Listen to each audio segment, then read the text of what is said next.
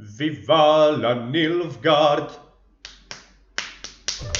Viva la NILFGAARD! Hello! This is Orpheus. How y'all doing? For today... What? A new challenge? Well, let's see what do we have here. Probably since I'm playing NILFGAARD today, after a while I've been playing pretty much anything except NILFGAARD. I think I'll go with the Empire of the Black Sun today. Yes. Anyway, last time when we were playing Skellige, I promised I'll talk about Skellige counters next. And that's what I'm gonna do, at least a little. I've given this deck, I'm about to show you a lot of thought, to be honest. Nowadays, when somebody says NILFGAARD, they usually mean a spy deck. There are a lot of spy decks out there at the moment. Most of them are pretty much the same, some include Masquerade Ball though, some not. A lot of people do consider them the best counter to Skellige Greatswords at the moment. But if you know me at least a little, you perhaps expect something a little different. And you are right. When I first started to make a contemporary NILFGAARD deck that would bode well in the current meta a couple of days ago, I was thinking like going some blend of spies and tactics. And the more I was working on it, the more it became obvious that I'm leaving out more and more spying / disloyal cards in favor of tactics. I even started creating the deck with the imposter ability and I ended up going Enslave. And then it came to my mind. Last year, when the meta of course was a lot different from what it is nowadays, I was playing this tactics deck that I had what I would call a noteworthy success with. I climbed with it to pro rank back then as well, and because a lot of decks were not that point greedy back then, I used to play Garrison with Stefan Skellen plus Letho the Kingslayer in the last turn of the match, and it yielded 20 to 30 points in one turn and it usually won me the game. But obviously Garrison is a neutral card, so its addition to a deck these days means that you would have to sacrifice the devotion bonus of the deck. But then I thought to myself, would it be viable going tactics deck in the current meta against all those daggers and Hemdals and whatnots? Well, there has been some remarkable additions to the tactics family in the Master Mirror expansion. I guess only one way to find out. What I'm just about to show you was born yesterday around midnight, so it's kinda still in diapers and sure it eats a lot, but I can't help myself but love it. Let me introduce you. So my newborn baby deck named Stefan. These are my Gwent fellas, the Gwendies and Gentlemen, and my friends, this is Stefan, the tactics deck I gave birth to yesterday. Jokes aside, this deck possesses 12 tactic cards, so your leader's ability goes for the highest possible 6 point of Seize.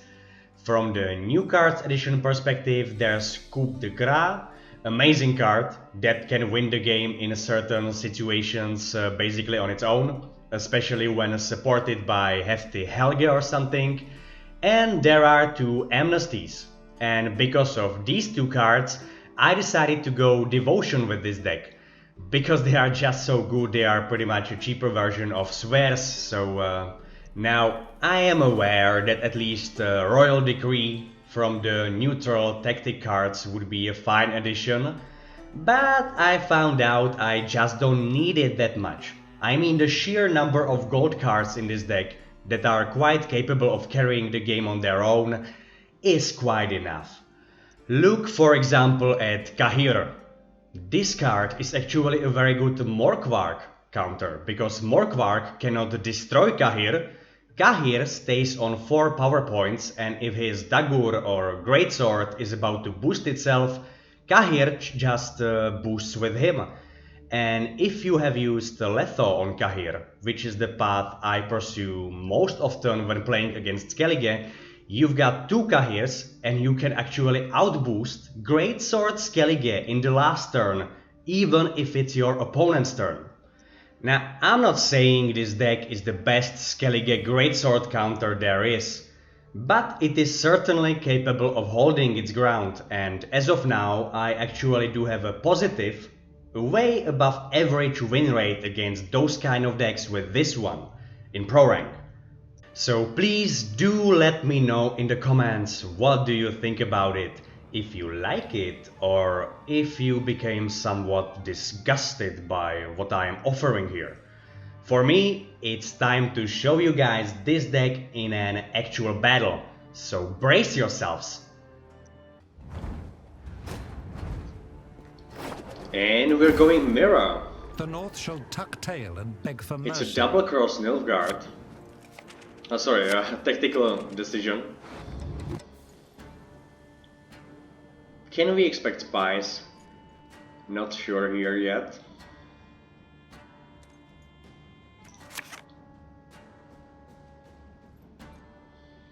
This is a good draw, but not for the first round. So, let's see. I'm kinda glad he got the red coin, because with these kind of cards I would probably have to overcommit a little.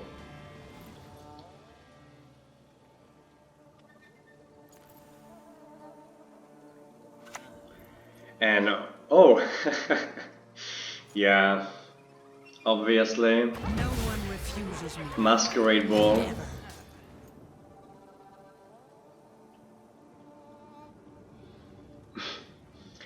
So,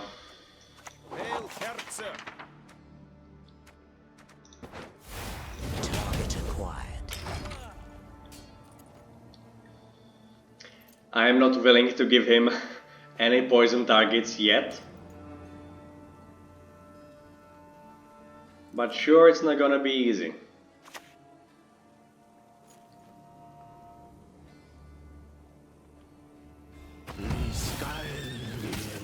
So he played 2 of his combos, Masquerade Ball and Ramon, both in the first turn, talking about overcommitting a little.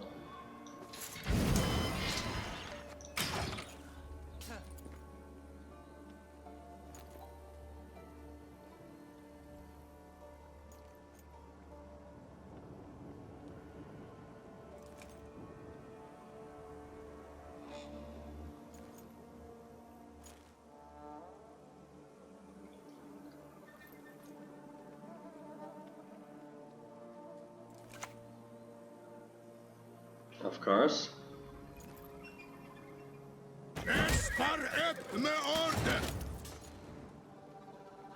No coup de grace target within our reach.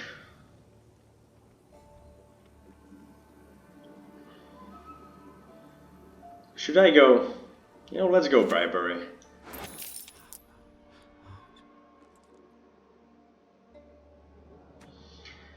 Duet might be risky, but let's do it. I shall flog them into submission. The Empire will be victorious. And let's tilt him a little more.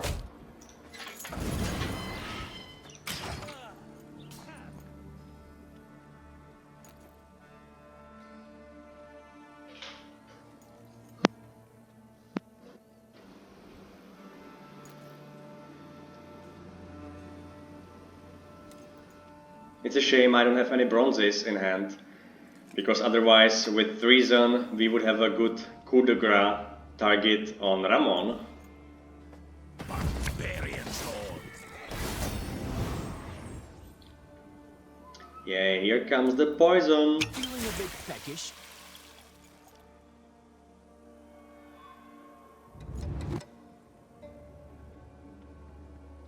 I divined this move from a sparrow's innards.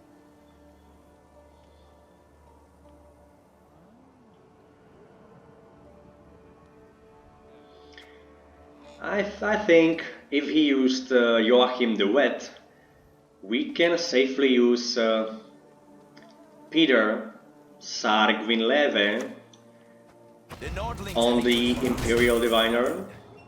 He's also a soldier, so 2 points of damage from Erdfane crossbowmen. Obviously now we are gonna lose Menno Cohorn, but I guess we'll have to deal with that.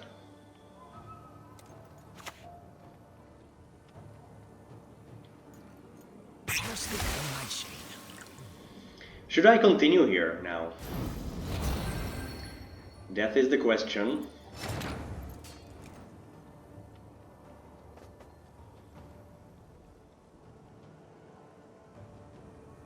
We've got 7 points of treason.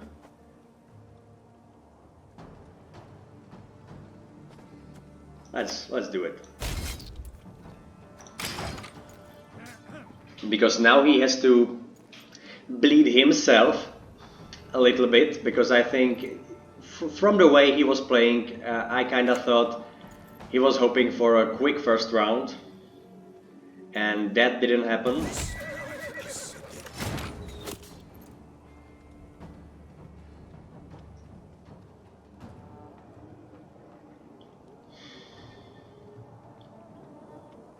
He obviously doesn't have the last aristocrat in hand, otherwise he would have already used it. So should we keep on going here?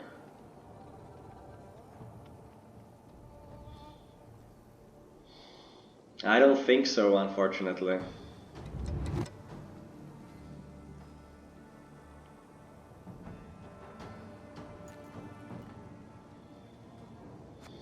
Yeah. Let's pass here, because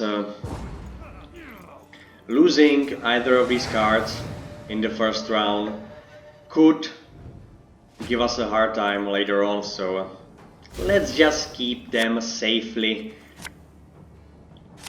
in our hand. I don't think I need Vanandal Elite here. That's better.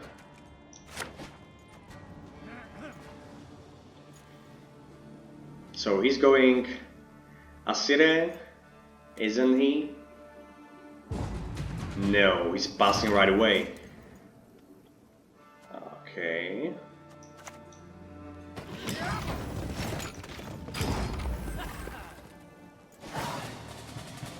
So here we are. On to the good old long round 3.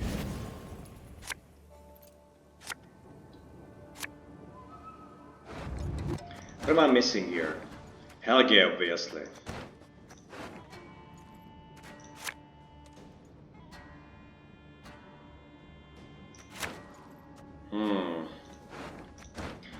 If I'm not gonna get Helge,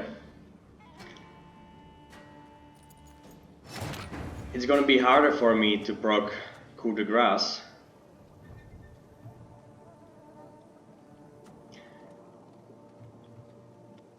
You know, let's go with Defender. And let's hope for Helge as soon as possible.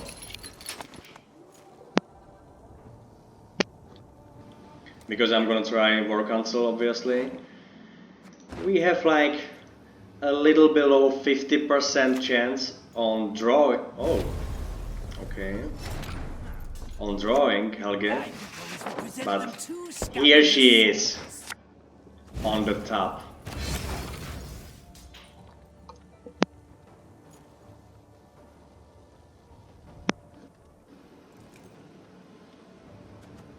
But I suppose he can have, of course, like Tourney Joust.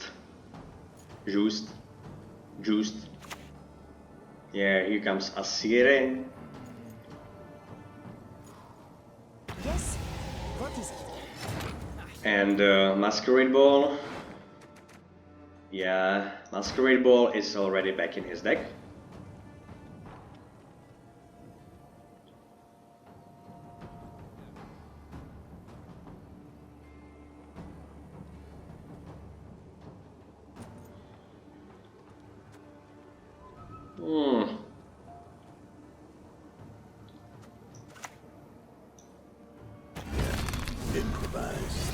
I think going 2 Helges with 4 tactics card in my hand is the right approach. Let's hope it is.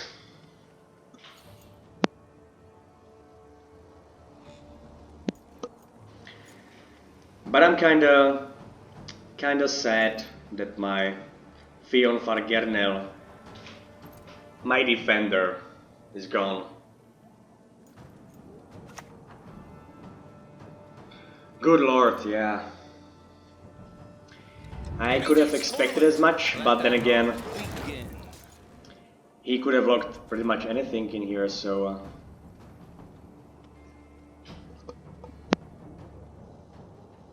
it doesn't matter as much, I guess.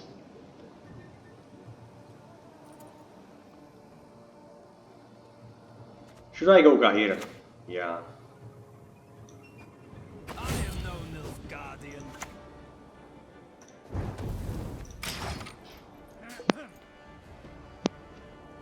Let's go Kahir. And obviously he's gonna be a poison target. But then again, I think Kahir in a Nilfgaard mirror, especially when he's not going like Imperial formation, but he's going tactical decisions. Tactical decision. He would not be such an asset for the team. Impera Enforcer, so he's going some spies after all.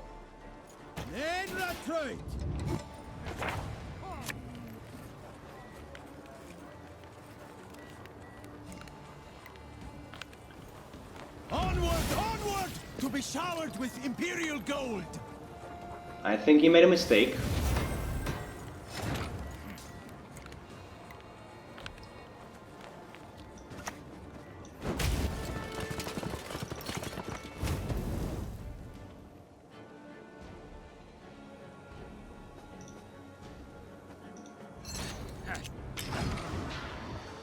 But yeah, that enslaved charge is kinda unfortunate to be let off, but we really need to have access to both of his rows.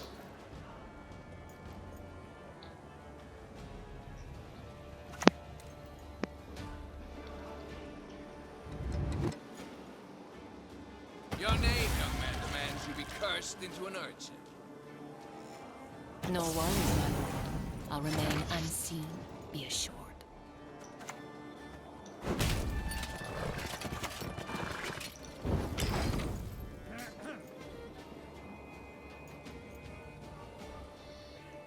That was a 7-point worth of turn adjust. Maybe even more if he would like play another spice. We are 13 points ahead. Thirsty Dame. A superb specimen, true.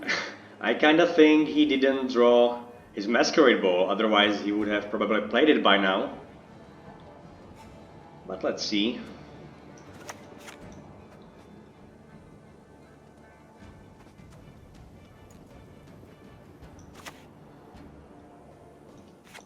I think Kahir is gonna be poisoned, so let's just go with Theon here. My blade. I trust you have sharpened it.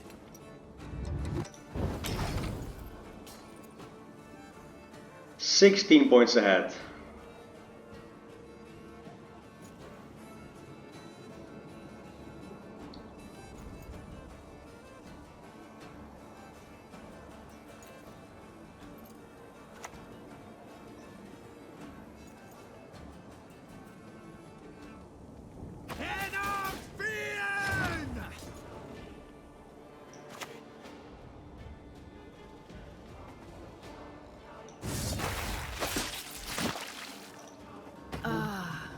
A taste of Nordling, is it?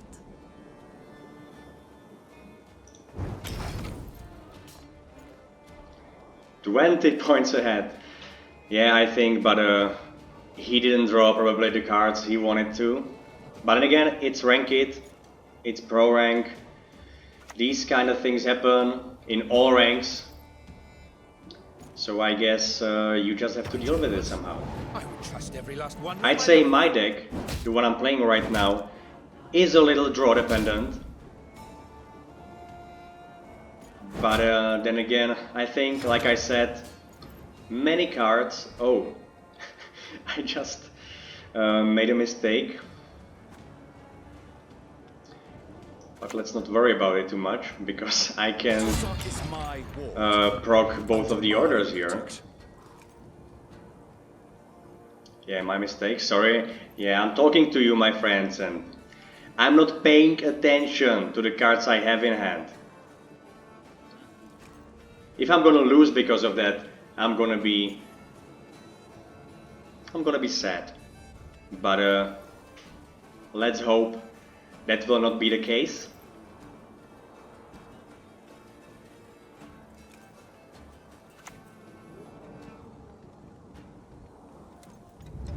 Now you see me, now you don't.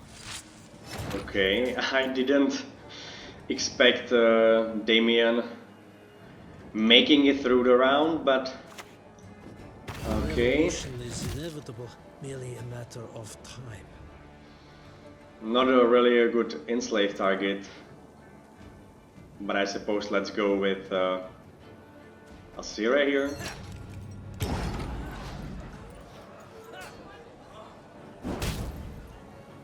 "21 points ahead. Even I did screw up with Stefan here. Wow, it was a little closer than I thought it would be, and like I said, I did screw up 3 rounds before the end of the game with Stefan and Damien, because obviously they both have orders, so you can't play them as the last card. I could have played Coup de Grace as the last card, but even with this mistake, we've managed to win in pro rank against another NILFGAARD fella, so cheers to that. Guys, I really wanted to show you how well this deck fares against Skellige. Normally I would say I'm playing against Skellige most of the time, but no luck today. I've tried several other games, faced only monsters, Syndicate, and another NILFGAARDs, so I'm sorry about that, but please don't blame me too hard. I tried. Anyway, I hoped I proved to you at least a little this deck, sort of a relict in the current meta, is absolutely viable. I'm around 70% win rate with it in pro rank. Please give it a try and do let me know in the comments what do you think about it. Also, please subscribe if you haven't already. Like I said, I am really grateful for any subscriber. So yeah, once again, this was 0rfeus's, and I'll catch you all on the flip side. Bye bye.